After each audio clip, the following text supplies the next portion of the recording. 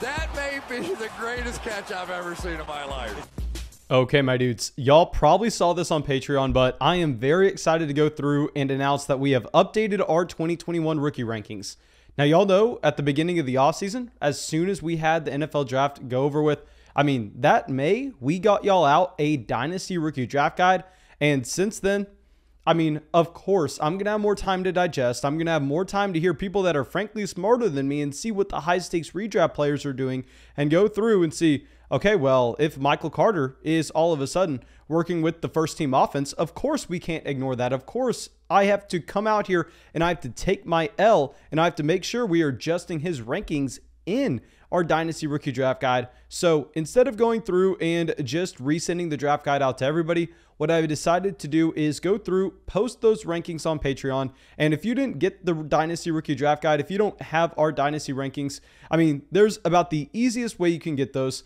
Not only can you get those by supporting the show on Patreon, but if you join us on Underdog Fantasy, where we'll be drafting all 2021 for our redraft leagues, and you deposit $10, you'll get our 2021 draft guide, you'll get our 2021 Dynasty Rookie Draft Guide, and you will be also getting $25 added to your account. And of course, nothing helps this channel more than you going out and supporting the first partnership that we have ever had.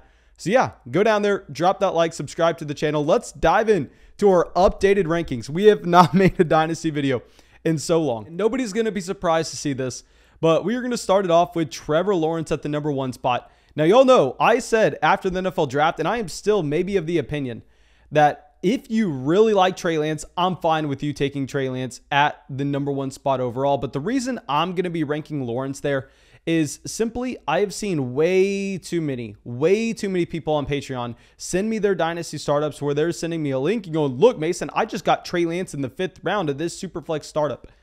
And I'm sitting there going, oh my God. And then at the same time, every single one of those drafts, you see Trevor Lawrence going at the end of round 1, the beginning of round 2. So I can't sit here and act like just because we really like Trey Lance, that Trevor Lawrence is not the player you want to be taking at #1 overall. I don't think he has the same type of rushing upside, but I love the offense that he's going to be in. Don't necessarily know about Urban Meyer yet, but DJ Chark, Laviska Shenault, Marvin Jones, Travis Etienne. He's going to have so many different weapons around him. And obviously, Trevor Lawrence is the quarterback that we've been hearing about for the past 5 years now, and that he is going to be the next Peyton Manning, that he is going to be the next insert name here. But we know that there are very rarely quarterback prospects that get this kind of hype that Trevor Lawrence has. And I think, honestly, a lot of people may be seeing some Trevor Lawrence fatigue right now, and that's especially why in those 2021 redraft formats, keep in mind, I know this is a Dynasty video, but I also want to be talking about production this year. I am kind of all in on going out there and getting that Jacksonville Jaguars stack. But yeah, Lawrence, you have to rank him at 1, even if you don't necessarily think that he should be valued there. You can't argue with the Dynasty Fantasy Football community and where they are valuing players. And the worst thing that I could ever do is come out here and tell you to take Trey Lance at the 101 in your Dynasty Superflex rookie draft. And then all of a sudden, you have just one bad year by Trey Lance. And we know that the Dynasty community would be very quick to react because he's a polarizing prospect. And then he would go through and he would drop significantly in most people's eyes. And that means his Dynasty trade value. Whereas with the Trevor Lawrence, it literally doesn't matter what Trevor Lawrence does year 1. He could come out and he could have a Jared Goff type rookie season bad. And at the same time, people would go, oh, well, it's Trevor Lawrence. He's playing with Urban Meyer. Let's give him another shot. Let's go into year 2. And I think that his value is way more insulated than any other player in this draft class. So now, y'all know, to no surprise, we are going to have Trey Lance at the 102. And honestly, I think more people are finally beginning to realize that Trey Lance should be in a tier ahead of Justin Fields. I sent out some tweets earlier talking about that. I think most people that originally thought that Justin Fields should be going over Trey Lance in Dynasty rookie drafts. Do y'all remember? I don't want to say one of the only people out there, but I was one of the very few people fighting the good battle in saying that Trey Lance was the better quarterback that you wanted over Justin Fields. Of course, we had to wait until we had the NFL draft because the NFL draft shows us so many different things in terms of the team investment as well as the situation that the players are going to be in. But once we had that data, it was clear that Trey Lance is at least the 102. This is a quarterback that has an elite rushing ceiling. This is a quarterback that gets selected at 3 overall. The team moves the 12th pick overall and 2 future first-round picks to go get Trey Lance. And at the same time, he has George Kittle, he has Brandon Ayuk, and he has Deebo Samuel. And now all of a sudden, I mean, we were having to fight people back a couple months ago when people were trying to tell me that Jimmy Garoppolo was going to start the entire year.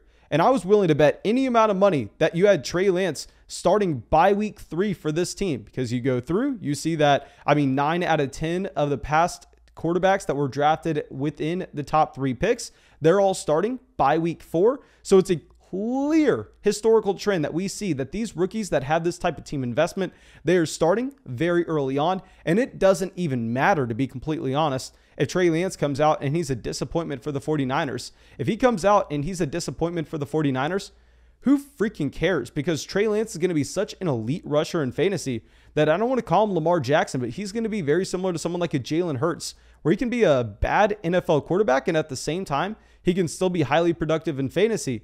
And guys, we know that when you get selected in the top 3 picks in the NFL draft, based on what we have seen with Blake Bortles, Mitchell Trubisky, any quarterback that has been selected in the top 3 picks in the NFL draft over the past decade, you get at the very minimum 4 years as the starting option with your team. It doesn't matter what happens. It doesn't matter if you're Blake Bortles, Mitchell Trubisky. So Trey Lance is getting 4 years to start in the NFL. Worst case scenario, he's a bad starting quarterback and he's still highly productive because of what he can do on the ground. So Lance has such an elite floor and ceiling combination that I've consistently been taking him at the beginning of the second round of startups since he was drafted to San Francisco. I thought that more people were kind of on board with that because, I mean, you actually have high stakes redraft players consistently taking Trey Lance like 2 or 3 rounds ahead of Justin Fields. So I thought that most people kind of were in agreement at this point that you should have Lance over Fields. But I sent out those tweets and my God, some people in the Dynasty community, for whatever reason, will die on this Justin Fields hill. They'll, for whatever reason, not roll over. They won't accept the fact that Trey Lance is the second quarterback in this draft class, and he's a clear tier ahead of Justin Fields. You can't consider Justin Fields going over Trey Lance. It's simply not going to work out. Okay, so now our next player at 3 overall is going to be in the second tier of prospects. I almost consider putting him in the top tier. It's going to be a Najee Harris. And here with Najee Harris, I'll be the first one to admit there are red flags on his profile. The first thing is we have historically seen that when running backs come into the NFL at this old of an age, it has been a very large red flag. And the reason for that isn't necessarily us saying, oh, you have to be worried you're not going to have him as long in the NFL. I mean, you're only going to get 5-6 years out of Najee Harris instead of getting 8-9 out of Javonte Williams. That's not the analysis at all. The analysis behind it is, hey, let's look at what's happened over the past 2 decades. Let's look at this group of running backs that came into the NFL, got drafted in the first round at 20 or 21 years old. And let's look at the other bucket of running backs that go through. They go into the NFL, get drafted in the first round. They get drafted at 22 or 23 years old. And the younger bucket, almost every single time, outproduces the guys that come in a little bit older. And the reason for this should be simple. When you come into the NFL and you're 20 years old, you should be able to continue to progress beyond what you came in with that current skill set. Where I will be the first one to admit, with a Najee Harris, you have to be a little bit worried that he's coming in, I don't want to say close to his peak, but he's coming in close to about as polished as he's going to get, given the fact that he just spent 5 years at Alabama.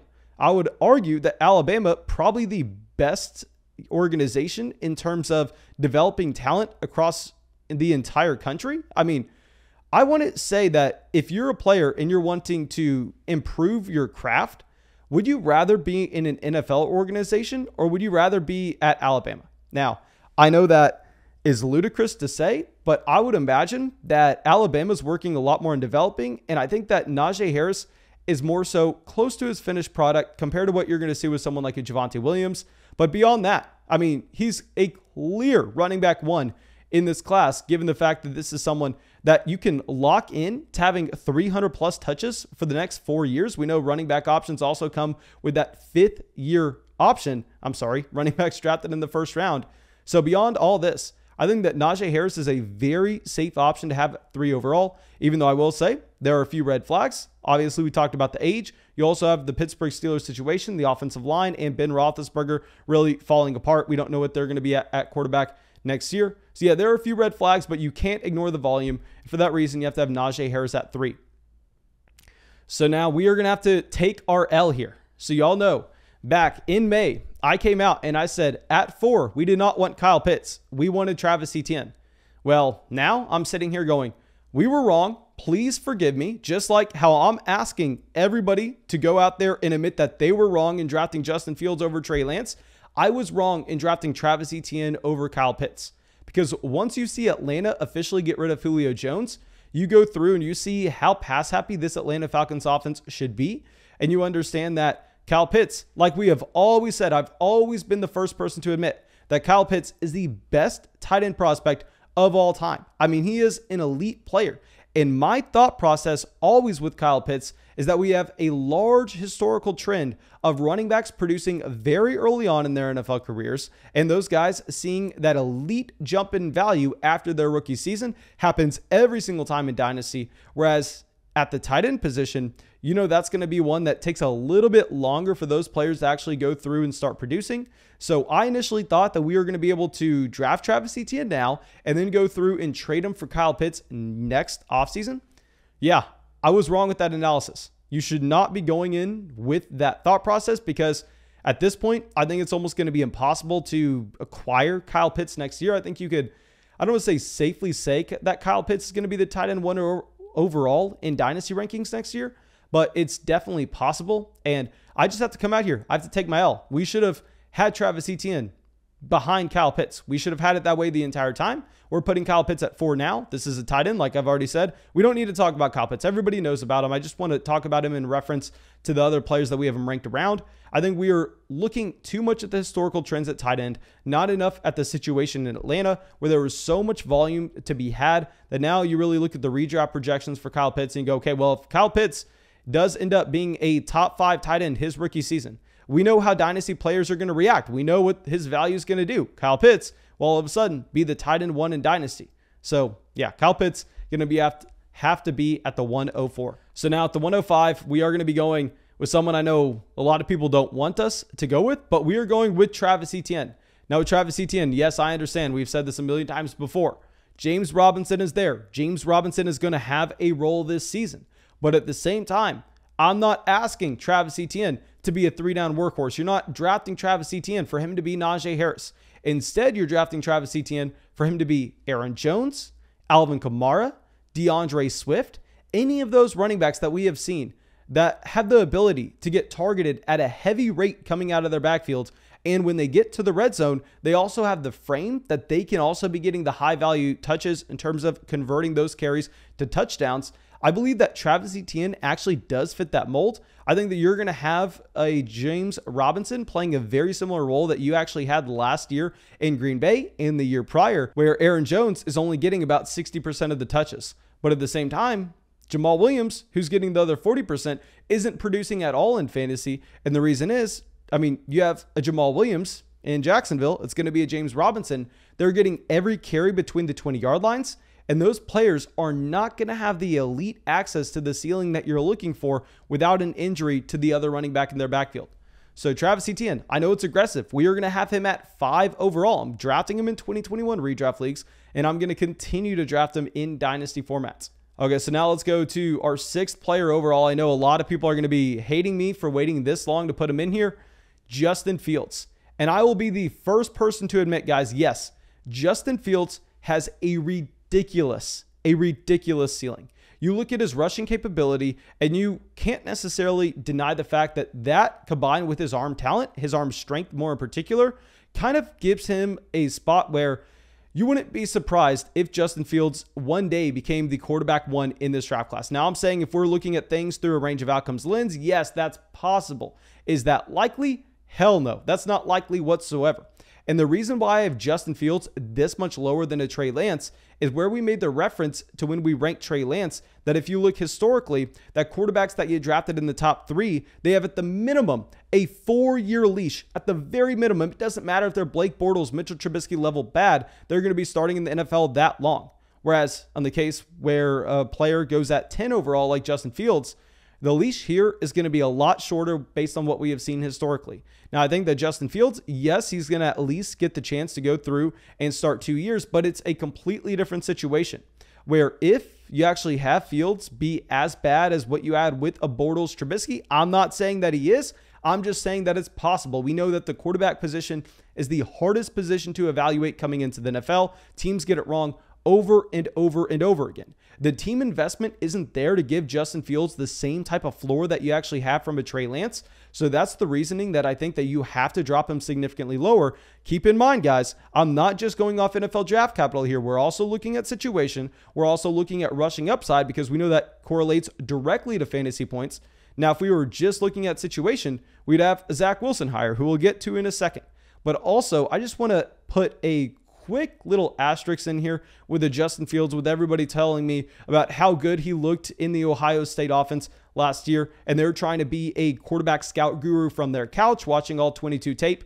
Did you also know that, Ohio State possibly has the best receiver in college football, and hear me out on this, possibly the second best receiver in college football at the same time. So, yeah, he probably looks pretty damn good because he was playing at Ohio State with 4- and 5-star other prospects. And I'm saying Fields does have that elite ceiling, but I don't think the floor matches what you have with the Trevor Lawrence or with a Trey Lance. And that's why he's going to be down here at 6. So now let's go over to 7. Let's go to another quarterback in Zach Wilson. And Wilson, it's almost the exact opposite of what you have with Fields. I think with the Zach Wilson, he goes at 2 overall. You know that he's going to have the long leash. You know that at the very minimum, you're getting 4 years of a starting quarterback in a super flex format. Whereas the difference between a Wilson and a Fields is I don't think really anybody's out here making the argument that Zach Wilson could see the same type of ceiling that you have from a Justin Fields from a dynasty perspective. And one of the main reasons behind that is just based on the fact that we know that Justin Fields is going to have the rushing, where Zach Wilson, he's not necessarily going to be someone that's just scrambling all over the place. I'd be very happy if you actually have a Zach Wilson just coming away with, if you get 20 rushing yards a game from Zach Wilson, I think you're very happy with that. And yeah, that is kind of the baseline for you to try to get a quarterback up into that quarterback 1 range. But I don't necessarily think that he has access to the elite ceiling. But this team's being built around him. They get a massive upgrade at the offensive line on a multitude of different levels. And at the same time, they bring in Corey Davis, Elijah Moore. They have Denzel Mims running with the 3rd team. So that kind of tells you where the receiver core is at this point compared to where it was at last year. Obviously, Adam Gase leaving New York is a massive plus for Zach Wilson, that he never has to get poisoned by Gase. So yeah, I think Zach Wilson going to slide in here at 7. And all the way down here at 8, I know a lot of people are going to hate this one as well, but we are going to have Jamar Chase. Now with Jamar Chase, really, he has not fallen at all. This is where we've always been on a Jamar Chase. And I know there have been reports out of camp lately saying that Jamar Chase doesn't necessarily look as impressive as they were expecting. Yeah, Jamar Chase hasn't played football since 2019. What were you expecting? Jamar Chase, yes, an elite level receiver prospect. Now, we have always said that given the fact that receivers are a little diluted, we don't necessarily think that it's a good idea to be going out there and drafting someone like a Jamar Chase over a Kyle Pitts. We've always been on the train, Kyle Pitts over Jamar Chase. Now, with Chase, what we are finding is we're finding that I think this may actually be a decent buy low opportunity for him. Now, of course, I'm not going to be willing to take him any earlier than this, but it's mainly going to be dependent on what you have with the other receivers on your roster and where you'd be willing to try to make a move off of. Now, y'all know that I've been on record saying that T. Higgins all offseason is the wide receiver 1 in Cincinnati for 2021. But we've also said that Jamar Chase in Dynasty is going to be the guy that you prefer. So maybe if you can use this as an opportunity to go out there and all of a sudden flip a T. Higgins for Jamar Chase, because now the high stakes redraft community, that is what they're thinking. So if you can kind of get that redraft mindset leaking in to anybody that you're playing in with your dynasty format, I think we would definitely still prefer Jamar Chase, but that's going to be a very difficult trade to pull off. So now we are going to drop it down 1 more tier. And this is probably the hardest thing that I had in terms of making a decision. And you know what? Now that I talk about this out loud, what I kind of want to do is I kind of want to make a Najee Harris, a Kyle Pitts in their own tier, and then do Travis Etienne, Justin Fields, Zach Wilson, Jamar Chase, and Javonte Williams. Okay, so we're going to do a quick update to this. This is still going to be tier 3. We're just going to change where the tier break is. So Javonte Williams is going to slide in here at 9. Javonte, someone who's been falling a lot in high stakes redraft formats, But for Dynasty, nothing has changed. This is a running back that we know is going to be the 3-down guy in Denver after Melvin Gordon leaves. I would honestly possibly consider taking a Javonte Williams over a Jamar Chase. But the problem is I can never advise someone doing that based on the fact that the Dynasty market value is going to pretty much just laugh at you. You're going to be losing out on so much potential trade value as soon as you make that selection. But we know that there's nothing more valuable in Dynasty than getting a 3-down rookie running back on that rookie contract. So Javonte Williams, he is going to be our last player in kind of the blue chip prospect range. We're going to have him at 9 overall. And this video ran way longer than I initially thought it was going to. So maybe I will make another video going through and breaking down some more of these rankings. Regardless, you know, all these are up on Patreon. If you want access to our 2021 Dynasty Rookie Draft Guide, 100+ pages of information just on this Dynasty class. Make sure you use promo code FLOCK on Underdog Fantasy. Yeah, I'm sure that y'all are going to leave me so much hate in the comment section below for coming out here and talking about the downside of Justin Fields. But bring that hate. Give me a good explanation on why I should have Justin Fields higher. And yeah, that's all I got for you, my dudes. And have a great day. We have had the craziest amount of support over on Patreon. Thank you, Colby, Ryan, Spencer, Seb, It's Easy, David, Justin, Christian, Tyler, and Robert. Thank you.